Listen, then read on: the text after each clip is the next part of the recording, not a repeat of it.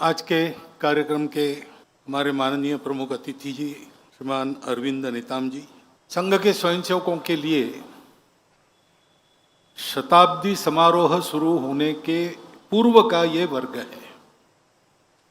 1.25 साल चल रहा है, वो पूरा होगा विजयदशमी को। उसके बाद उस निमित्त जो कुछ योजना हमारी है वो वर्ष भर चलेगी। परंतु एक तात्कालिक वातावरण जो खड़ा हुआ है कुछ दिनों से देश में, पहलगाम में जो हमला हुआ, नृशंस हमला हुआ और हमारे नागरिकों को हमारे देश के अंदर आकर आतंकवादियों के द्वारा मारा गया, तो स्वाभाविक सबके मन में दुख था, क्रोध था और अपराधियों को शासन होना चाहिए इसकी उत्कट इच्छा थी। तो कुछ कार्रवाई हुई और शासन किया गया। इस सारे प्रसंग में अपने सेना की क्षमता और वीरता फिर से एक बार चमक उठी। रक्षा के विषय को लेकर जो तरह तरह के अनुसंधान हमारे होते हैं, उनका कारगर होना साबित हो गया। उनके पराक्रम के साथ निर्णय लेना और करने के लिए कहना, ये जिनका दायित्व है ऐसे शासन प्रशासन के लोग, उनकी दृढ़ता भी हम सब ने देखी।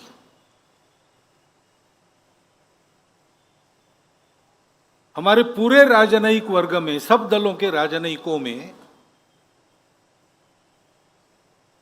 चिर प्रतीक्षित एक सूझबूझ और आपसी सहयोग, देश के हित में सारे मतभेद भूलकर, इसको भी हम देख रहे हैं। और संपूर्ण समाज ने अपनी एकता का एक बहुत बड़ा दृश्य खड़ा किया है।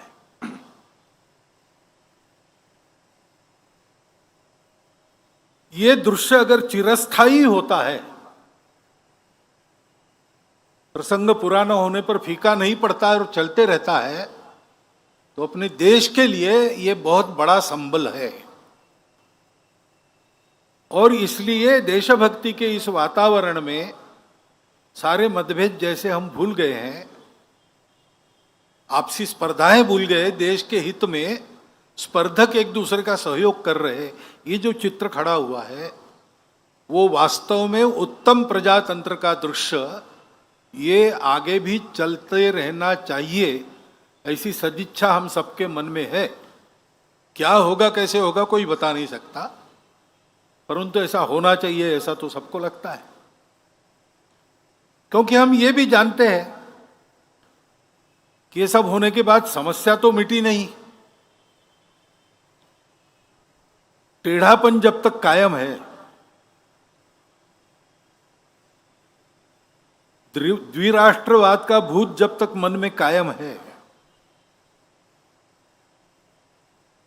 शांतिपूर्वक रह सके इसलिए अलग हुए और अलग होने के साथ ही अशांति करना प्रारंभ किया, ये दोगलापन जब तक जाता नहीं तब तक देश पर ये खतरे बने रहेंगे।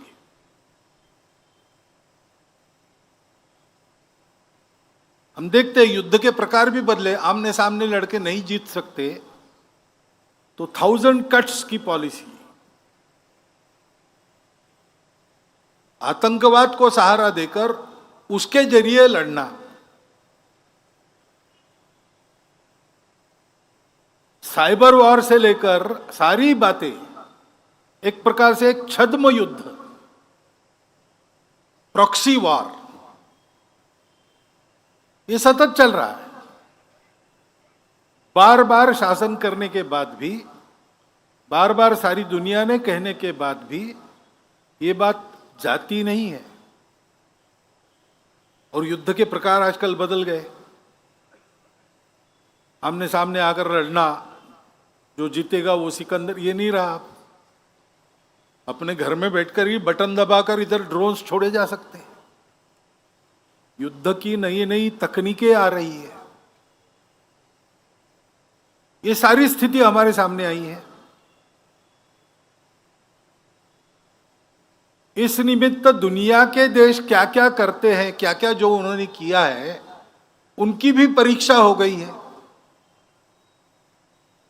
सत्य के साथ पूर्णता खड़े कौन होते हैं, कौन उसमें भी अपने स्वार्थ देखकर और उस प्रकार चलते हैं, और कौन सही सही हमारे विरोधी ही है, उनके अपने स्वार्थों के कारण ही है।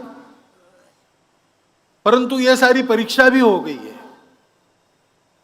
और इसलिए ये बात ध्यान में आती है कि अपनी सुरक्षा के मामले में हम लोगों को स्वनिर्भर होना ही पड़ेगा। हम तो सत्य और अहिंसा वाले देश है, हमारी तरफ से दुनिया में हमारा कोई भी दुश्मन नहीं है, परंतु दुनिया में दुष्टता है, उसके चलते बिना कारण इस प्रकार वारदातें करने वाले लोग है तब तक हम लोगों को अपनी सुरक्षा के लिए पूर्ण सन्नद्ध और पूर्ण सजग होना पड़ेगा। नई नई प्रकार की तकनीक, उसका अनुसंधान होना चाहिए। सेना प्रमुख ने कह दिया कि सारे अनुभव का हम भी विचार कर रहे हैं, हमको कहां कहां और आगे बढ़ना है, क्या क्या करना है, ये सब चलना चाहिए। सेना, शासन, प्रशासन, ये सब लोग ये करें, परंतु केवल इनसे नहीं होता। असली बल तो समाज का होता है। द्वितीय महायुद्ध में लगातार महीना भर अपनी पूरी ताकत एक करके हिटलर ने लंदन पर बमबारी की ताकि झुक जाए। देश का नेतृत्व था तो विचार करने लगा कि शरण जाना चाहिए क्या, सेना समाप्त हो गई, वायुसेना नहीं है, नौसेना बकी नहीं है, और हिटलर का दोस्त मुसोलिनी तैयार है कि मैं बीच बचाव करता हूं। तो उनके भी मन में विचार चर्चिल जैसे प्रधानमंत्री के मन में आया कि क्या करें। उसने राजा को बताया इंग्लैंड के कि मेरा मन तो नहीं है, लेकिन मेरा मंत्रिमंडल चाहता है कि हम लोग संधि कर लें और नुकसान से बचे, सारा विनाश हो रहा है और रोकने की ताकत हमारी नहीं है। तो राजा ने उसको पूछा कि तुम्हारे मंत्रिमंडल ने तुमको चुन के दिया, किसने चुन के दिया? उन्होंने कहा जनता ने। तो प्रसंग ऐसा वर्णन करते हैं कि चर्चिल इंग्लैंड की मेट्रो में घूमा और उसने लोगों से बात कर रही। अब युद्ध क्या होता है, कितना नुकसान उठाना पड़ता है, कैसे संवार होता है, अपनी ताकत क्या है, ये कोई जानते नहीं, सामान्य लोग इसको नहीं जानते। लेकिन उनके मन में एक देशभक्ति है, तो वो चर्चिल को बताने लगे कि बिल्कुल शरण नहीं जाना, हम लड़ेंगे, गली गली में लड़ेंगे, हमारे पास कुछ नहीं तो बर्तनों से लड़ेंगे। वास्तव में ऐसा लड़ना पड़ता तो क्या होता, उसकी कल्पना उनको नहीं थी, लेकिन उनका नीति धैर्य ऐसा था। उसके आधार पर चर्चिल ने कहा, फिर पार्लियामेंट में जाकर संधि का विचार छोड़ दिया और कहा कि हम आसमान में लड़ेंगे, समुद्र में लड़ेंगे, सर्वत्र लड़ेंगे, और कदाचित इस लड़ाई में अगर हमको विजय नहीं मिली तो हमारी अगली पीढ़ी हमारे साम्राज्य में जो बाकी देश है वहां जाकर लड़ाई जारी रखेगी, लेकिन पूर्ण विजय प्राप्त किए बिना हम रहेंगे नहीं, शरण तो बिल्कुल नहीं जाएंगे। ये बल उनको कहां से प्राप्त हुआ? युद्ध के बाद चर्चिल का अभिनंदन किया समाज ने। उस अभिनंदन में कहा गया कि Churchill is a lion of England. तो चर्चिल में उत्तर ने कहा कि मैं लॉयन नहीं हूं, मैं सिंह नहीं हूं। You were the lions, I only roared for you. आप सिंह थे, मैंने आपके तरफ से गर्जनाएं की। वास्तव में ऐसा ही रहता है। देश का असली बल उसके समाज का बल होता है, और इसलिए हमारे समाज को बहुत सजग रहना चाहिए, एक रहना चाहिए। हमारा देश विविधताओं का देश है, कई प्रकार की विविधताएं हैं और समस्याएं भी है, और कभी कभी एक की समस्या दूसरे के ध्यान में नहीं आती, एक के लिए लाभ की बात दूसरे के लिए नुकसान की होती है। इस सारे जंजाल में से देश के लिए एक निर्णय करना, एक प्रकार से चलना, ये बहुत कसरत हो जाती है, तार पर की कसरत। उसके चलते समाज में असंतोष भी रहता है, सब रहता ही है, स्वाभाविक है और वाजबी भी है। परंतु हमारे देश के हित के सामने ये सब हमारे लिए जायज नहीं है। हर हालत में समाज के किसी वर्ग की किसी वर्ग से लड़ाई न हो, ये हमको देखना ही पड़ेगा। आपस में सद्भावना का ही व्यवहार रखना पड़ेगा। भावनातिरेक में आतताईपन करना, जहां आवश्यक नहीं वहां झगड़ा निकालना, प्रतिक्रिया में कानून हाथ में लेकर चाहे जो करना, ये ठीक नहीं है। किसी भी एक जमाना था जब हम परतंत्र थे, शासक हम में लड़ाई चाहते थे, वो उपद्रवियों का साथ देते थे, इसलिए जो निरपराध लोग थे उनको लड़ना पड़ता था। लेकिन अब हमारा शासन है, भारत का शासन है, भारत के संविधान के अनुसार शासन है। तो समाज का आपस का व्यवहार करते समय हिंसा करना, बिना कारण गाली गलौज वाली भाषा का उपयोग करना, प्रतिक्रिया में आके कुछ भी बोलना, ये सारी बातें हमको छोड़ देनी पड़ेगी। ठंडे दिमाग से विचार करके उकसाने वाले लोग हैं, विक्टिमहुड उत्पन्न करने वाले लोग हैं, भड़काऊ भाषा उत्पन्न करने वाले लोग हैं, इन सबके चंगुल में नहीं फंसना। अपने स्वार्थ लाभ के लिए समाज में इस प्रकार की फूट झगड़ा चाहने वाले भी लोग हैं, और इस प्रकार का फूट झगड़ा हो तो भी सदियों से हम एक रहेंगे, ऐसे ओवर कॉन्फिडेंस में भी अपने स्वार्थ के लिए थोड़ा असंयम करने वाले लोग हैं। हमको ये नहीं करना चाहिए। एक दूसरे के साथ सद्भावना, सदाचार, सद्विचार और सहयोग करने की आवश्यकता है, क्योंकि हम सब लोग इस देश के अलग अलग भाषाओं के बोलने वाले, अलग अलग देवी देवताओं की पूजा करने वाले, अलग अलग खान पान रीति रिवाज वाले, अलग अलग हित संबंध आज जिनके उत्पन्न हुए विविधता के कारण, ऐसे हम सब लोग, हमारी जड़ें तो एकता में है, विविधता में नहीं है।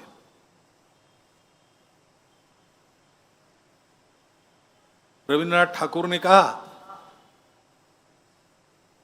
कि विविधता में एकता का परिचय देना और एकता के आधार पर विविधता का समन्वय करना सिखाने का काम ही भारत का प्रमुखता से धर्म है।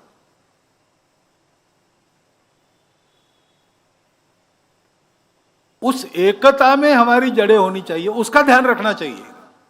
बरतना विविधता में पड़ता है, मैं मेरी भाषा बोलूंगा, उस भाषा के प्रति मेरे मन में गौरव भी है, मेरी अपनी पूजा है, वो मुझे प्रिय है। ये सारी बातें मेरी विशिष्टता है, मेरे लिए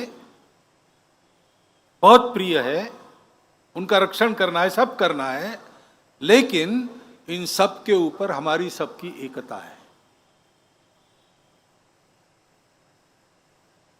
ये सारी विविधता होने के बाद भी देश के नाते हम एक हैं, समाज के नाते हम एक हैं। एक ही सनातन संस्कृति का प्रवाह हम सबके आचरण को निर्धारित करता आया है। ऊपर की जो बात है सभ्यता की, कपड़े, नाच गाना, भाषा भूषा, भजन भवन, भ्रमण भोजन, वो विविध प्रकार का है, लेकिन जो मूल्य व्यवस्था है वो हम सबके समान है।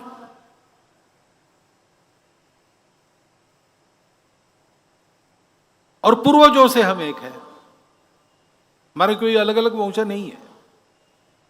ये भ्रम पैदा किया गया है अंग्रेजों द्वारा। हम सब एक है, हमको विविध प्रकार के लोगों को एक नहीं होना है। हम एक है, हम भूल गए थे हम एक है, हमको एक होना है। और वास्तव में सारा विश्व एक है, मानव एक है। उस एकता का भान सारी दुनिया को कराना है। यह हमारे सामने हमारे राष्ट्र के अस्तित्व का, हमारे भारत की नव स्वतंत्रता का, जो 15 अगस्त 1947 में हम स्वतंत्र हुए, उसका प्रयोजन क्या है? उसका प्रयोजन ये है, उसके लिए हमको तैयार होना है। विविधताओं को संभालते हुए, उनका स्वीकार करते हुए, उनका सम्मान करते हुए, एकता पर सबकी दृष्टि लाना और उसके आधार पर विकास का पथ मानव जाति का पुनर्निर्धारित करना, इसका उदाहरण भारत को दुनिया के सामने रखना है। दुनिया को उसकी आवश्यकता है। और इस दृष्टि से अभी जो बातें हमारे अतिथि महोदय के द्वारा रखी गई वो बड़ी महत्वपूर्ण है। हम सबको उसका विचार करना ही है। हम तो कर ही रहे हैं संघ के लोग। विकास और पर्यावरण का विरोध क्यों होना चाहिए? दोनों साथ साथ चल नहीं सकते क्या? चल सकते हैं, लेकिन एकता का विचार मन में रखकर सारी योजना बननी चाहिए।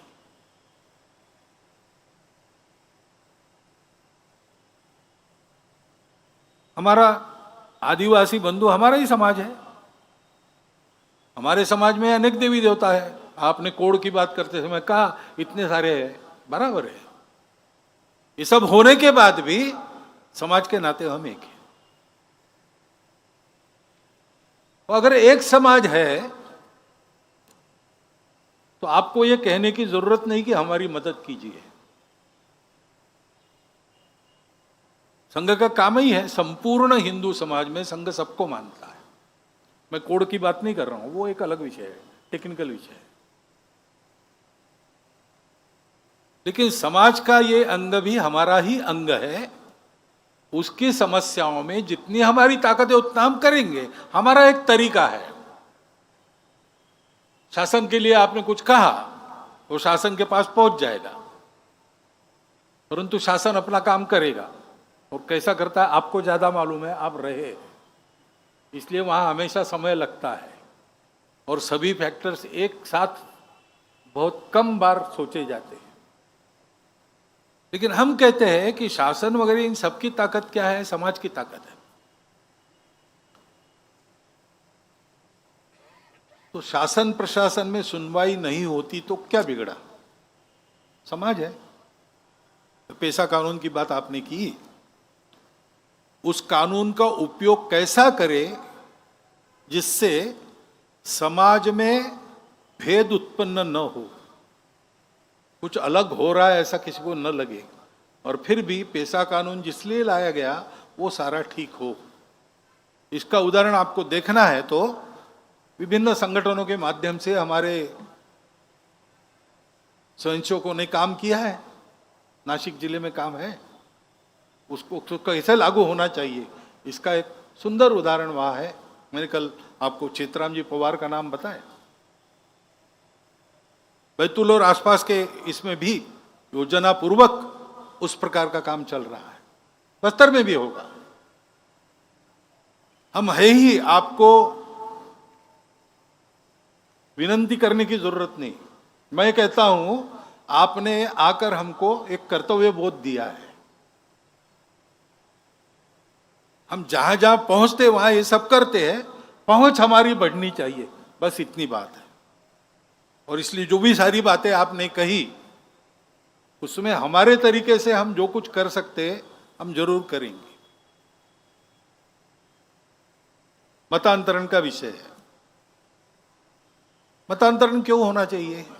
हम तो ये मानते हैं, हमारी परंपरा, कि रुचिनुसार मार्गों का वैचित्र्य होता है। रुचिनाम वैचित्र्यात रुजु कुटिल नाना पथयुताम नृणाम एको गम्या। ये सब जो तरीके हैं पूजा के, खान पान के, संस्कृति के, ये अलग अलग है। रुचि प्रकृति के अनुसार, अपनी परिस्थिति के अनुसार, अपनी सोच के अनुसार, ये बिल्कुल स्वाभाविक बात है। सब जाते हैं एक ही दिशा में अगर ठीक चाहे तो, बीच में स्वार्थ ना आए, बीच में विकार ना आए, इसको भुना के अपना उल्लू सीधा करने की बुद्धि ना हो, तो कुछ बिगड़ता नहीं, सब एक ही तरफ जाने वाले हैं। ऐसा है तो फिर मतांतरण क्यों करना? आधान के गुलाबराव महाराज जी को पूछा मिशनरियों ने कि सभी रास्ते सत्य है तो ईसाई क्यों नहीं बनना? तो उन्होंने कहा कि अगर सभी रास्ते सत्य है तो ईसाई क्यों बनना? अपने मन से अगर कोई अपने पूजा का तरीका बदलता है तो हमारे यहां किसी ने ऑब्जेक्शन लिया नहीं है, मान्यता है। रोरण नारायण वामन टिळक हो गए, परंतु लोभ लालच जबरदस्ती से करना, ये सोच के या कह के करना कि तुम्हारा रास्ता गलत है, तुम्हारे पूर्वज गलत थे, हम तुमको सही कर रहे हैं, एक प्रकार से गाली हो गई। Conversion is a violence. हमने उसका कभी समर्थन, हमको पंथ संप्रदायों से कोई बैर नहीं है। ईसा मसीह, पैगंबर साहब, सब श्रद्धा है उनके बारे में, हम भी उस श्रद्धा में सहभागी हैं, परंतु अपने अपने तरीके से सब चलेंगे। और इसलिए ऐसे जो गए लोभ लालच जबरदस्ती से, वो अगर वापस आना चाह रहे हैं तो उनको स्वीकार करना चाहिए, क्योंकि इट इज करेक्शन। और इसलिए इन सब बातों में हम आपके साथ हैं। आदिवासी समाज कोई अलग समाज नहीं है। मैं तो कई बार कहता हूं कि हमारी संस्कृति जो जन्मी वो जंगलों और खेतियों में से जन्मी, इसलिए आदिवासी समाज हमारा मूल है। उनकी अपनी भाषाओं में जो तत्वज्ञान वो बताते हैं वो नासदीय सूक्त के पास जाता है। पर्यावरण के प्रति मित्रता, सब जगह पवित्रता देखना, पेड़ पौधों को पूछना, निसर्ग की पूजा करना, ये भारत छोड़ के कहां परंपरा है? ये भारत की परंपरा है। हम आज अपने आप को हिंदू कहते, हिंदू बने हैं, कहां से बने? वहां से बने हैं। और इसलिए अपने समाज का एक अभिन्न अंग मान के हमारी शक्ति पूरी लगाकर और हमारे अपने तरीके से हम समाज के बल के आधार पर काम करते हैं। हम काम करेंगे और ठेका तो हम लेते नहीं, हम काम करेंगे, यानी हम और जिनके लिए काम करना है वो सब मिलकर करेंगे। क्योंकि काम होने का तरीका यही रहता है, अपना भाग्य अपने को बनाना पड़ता है। नेता, नारा, नीति, पार्टी, अवतार, सरकार, विचार, महापुरुष ये सहायक हो सकते हैं, लेकिन 10 कदम हमको आगे जाना पड़ता है, तब 5 कदम ये पीछे आते हैं। ये आज की बात नहीं कर रहा हूं मैं, ये हमेशा ऐसे होता रहा है। सारे परिवर्तनों का कारण समाज है, और इसलिए अपने आचरण से, अपने उदाहरण से समाज में परिवर्तन का वातावरण उत्पन्न करना, ताकि समाज खुद अपना परिवर्तन करे, तो फिर नीतियों में परिवर्तन आना अवश्यंभावी है। धैर्य रखना पड़ेगा। अपना स्वतंत्र देश है, अब ये अपना समाज है। 1000 साल तक हम पारतंत्र में रहे, इसलिए हमको लड़ने की आदत हो गई, बगावत करने की आदत हो गई, तब वो आवश्यक था। लेकिन अब अपने लोग हैं, कभी कभी भूल जाते हैं अपनापन, तो भी धैर्यपूर्वक प्रतीक्षा करके अपने आप को ठीक रख के अगर ये किया जाए तो ये परिवर्तन आएगा। हमने गीत में भी कहा आपके सामने, निश्चित होगा परिवर्तन। क्यों? जाग रहा है जनगण मन। इस जनगण मन को जागृत करने वाला वातावरण बनाने का काम करने के लिए एक देशव्यापी कार्यकर्ता समूह का निर्माण करना, ये संघ का कार्य है। और वो हम कर रहे हैं। हम अपने पद्धति से करते हैं, अपने बलबूते करते हैं, किसी को पुकारते नहीं मदद के लिए। अपने आप जो आ जाए उसका स्वागत है, सबकी मदद करते हैं। इसलिए हमारी गति थोड़ी धीरे रहती है।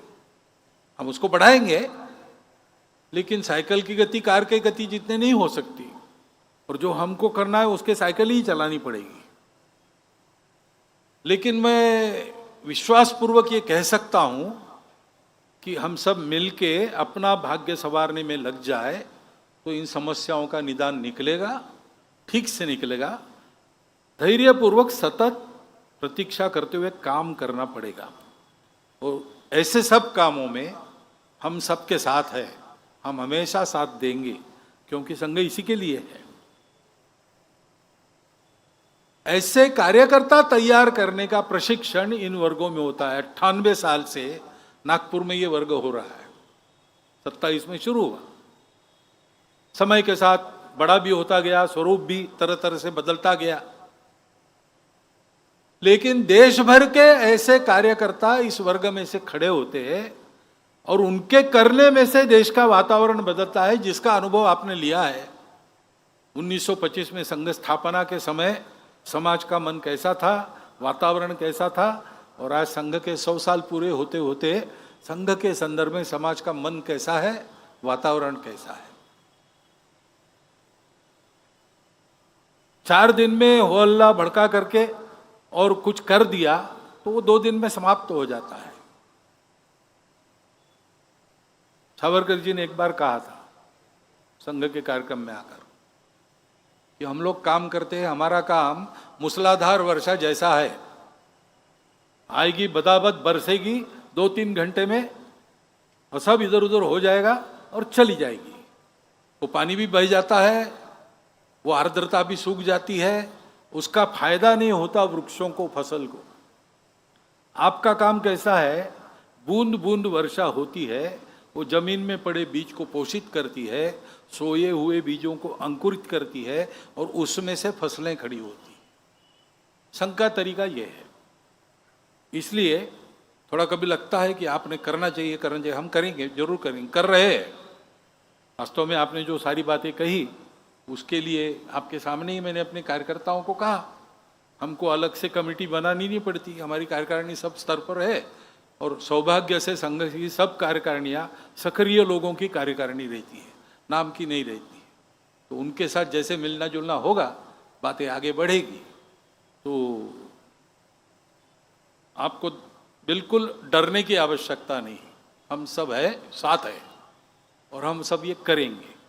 परंतु ये सारे समाज में करना है, और सारे समाज में करना है तो इन बातों को अपने जीवन में चरितार्थ करने वाले, समाज के साथ निरतिशय प्रेम रखने वाले, मन में बिल्कुल भेद न रखते हुए सबको अपना मानने वाले चारित्र्य संपन्न कार्यकर्ताओं की आवश्यकता है। और वही कार्यकर्ता निर्माण का काम संघ कर रहा है। उसका एक नमूना आपने यहाँ पर देखा है। मेरी प्रार्थना यही है कि ये काम केवल संघ का नहीं है, हम सबको मिलकर अपना भाग्य बनाना है। अपना भाग्य ने, हम सबका भाग्य ने, हमारे देश का भाग्य है, उसको संवारने के लिए काम चल रहा है। और इसलिए दर्शक की दृष्टि, कौतुक की दृष्टि केवल इससे नहीं होगा, प्रत्यक्ष सक्रियता की आवश्यकता है। अधिकाधिक सहभाग संघ के स्वयंसेवकों के साथ, देश हित में संघ के स्वयंसेवक जो काम करते हैं उसमें आप सबका रहे, एक अनुरोध मैं आपके सामने रखता हूं और मेरी बात पूरी करता हूं।